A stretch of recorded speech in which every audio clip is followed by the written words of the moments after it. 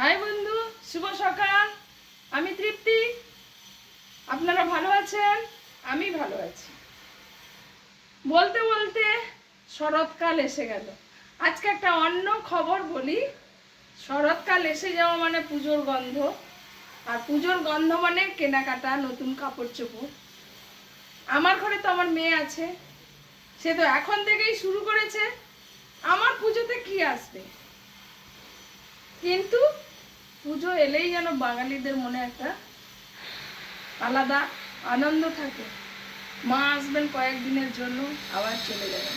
কিন্তু দেখুন, মায়েদের পুজো করছে ছেলেরা, আবার মায়েদেরকে মারছেও ছেলেরা। চিন্তা করুন। আমার তো এগুলো ভাবলে অবাক লাগে যে আমরা পৃথিবীর বুকে দুটোই দু রকমের মানুষ।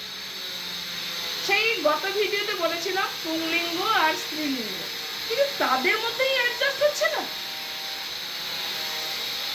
আমি তো অবাক হয়ে যাই এগুলো কেন করে পুরুষরা। আর পুরুষদেরকেও বলি, দাদা আপনারা একটু ভালোভাবে ভদ্রভাবে বসবাস করুন না। কেন মেয়েদের উপরে এরকম টর্চার করছেন, এরকম নির্যাতন করছেন? আপনারা তো মায়ের গর্ভ থেকে জন্ম নিয়েছেন, আপনার ঘরেও তো মা বোন আছে, তারপরে এরকম কেন করছেন? যাক, ওই দিক থেকে এইদিকে চলে আসি। দুর্গাপুজো। দুর্গাপুজো, শরৎকাল আসা মানে দুর্গাপুজোর গন্ধ, আনন্দ সবকিছু যেন বাতাসের মধ্যে ঘুরে বেড়াচ্ছে, যেন আমরা অনুভব করতে পারি। কারণ আমাদের অনুভূতি আছে বলে আমরা অনুভব করতে পারি।